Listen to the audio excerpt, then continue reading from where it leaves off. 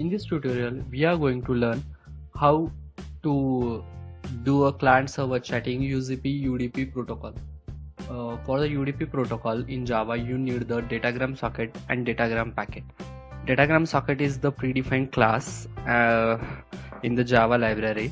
It have three constructors. First is the datagram socket, which accepts the null parameters. Second, with the parameter as a port number. It is used while creating the server socket, and the third is the constructor with the port number as well as the IP address to which you want to communicate.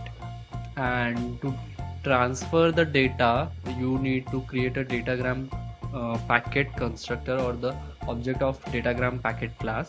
There are two constructors for this class. First is with the parameter as a byte in which your data is stored and the length of that packet.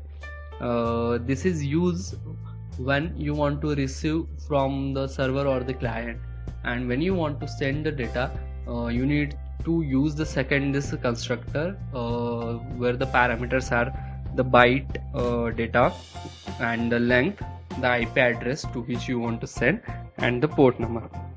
So let's begin with our code.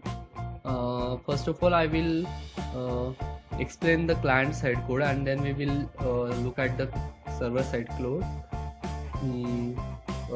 Let's start. Here in the main function, I will define the scanner class object to scan the strings and the input from the user. Here I will define the IP object of inet address class, which is the IP address. Here instead of localhost, you can also type the IP address, which is 127. The loopback address or the IP address to which you want to communicate.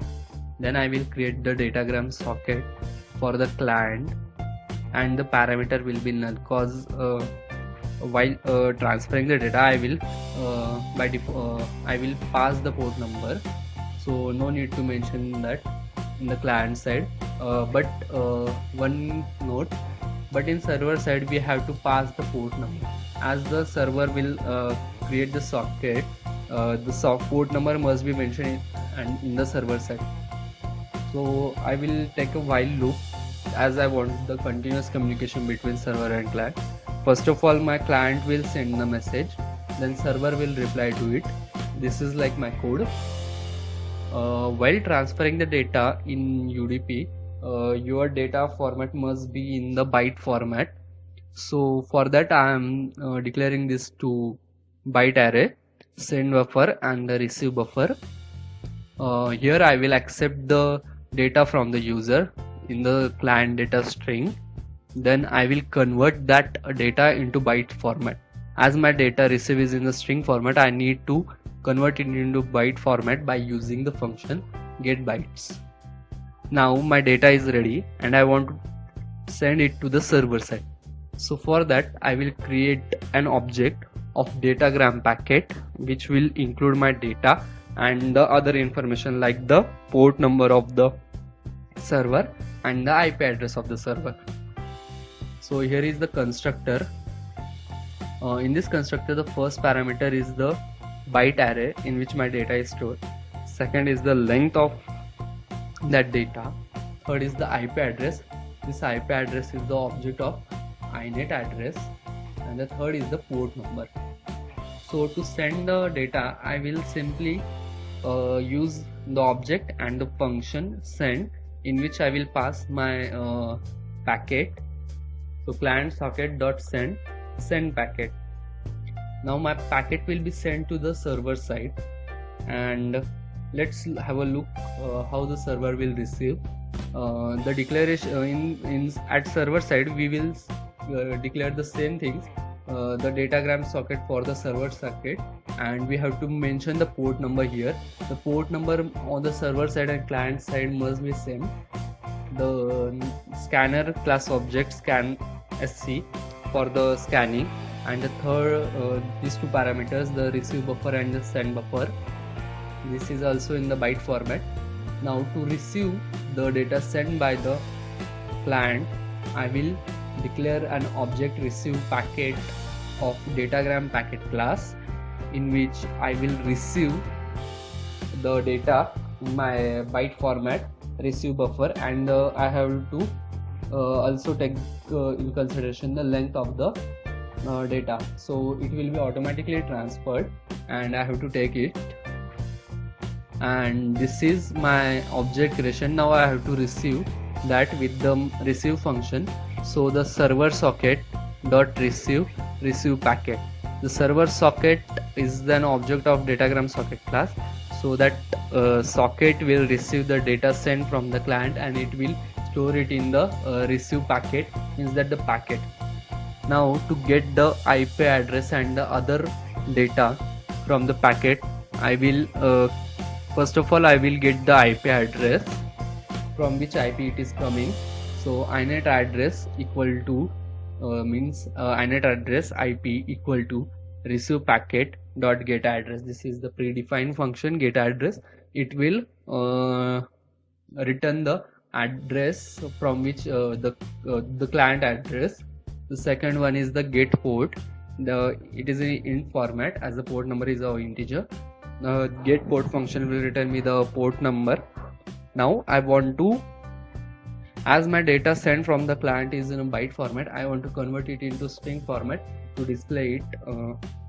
So I will create a string client data new string. Inside that I will directly convert that. I will use the get data function. It will directly convert it into the string format. The syntax is such like that: the packet name dot get data. It will this string constructor will convert it. Now I will display my client data. Now it's time to take input from the server, and the similar process we will perform.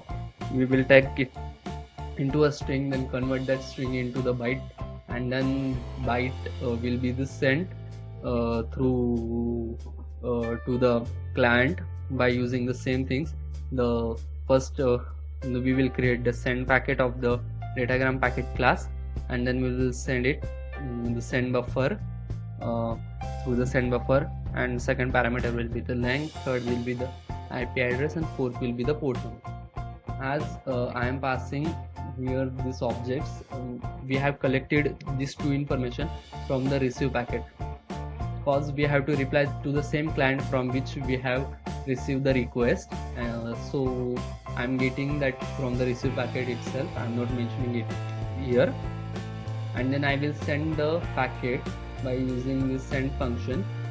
And for the closing this, as I have kept this while loop true, it will continuously repeating.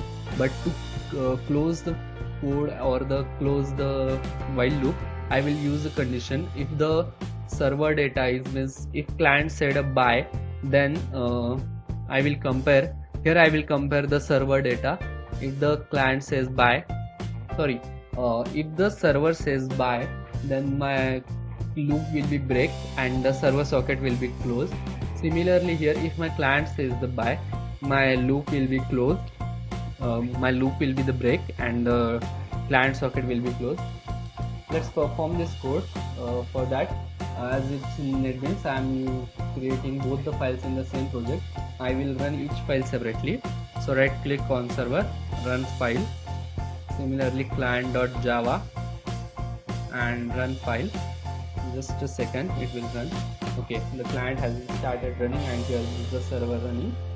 So client, hi, server, hello, and in this way my loop will be continuously repeating. But if I say bye, then the connection is ended by the client, and server will also say bye now because there is no client, and this will end the connection. In this way we are going to perform the client server chatting. Thank you for watching.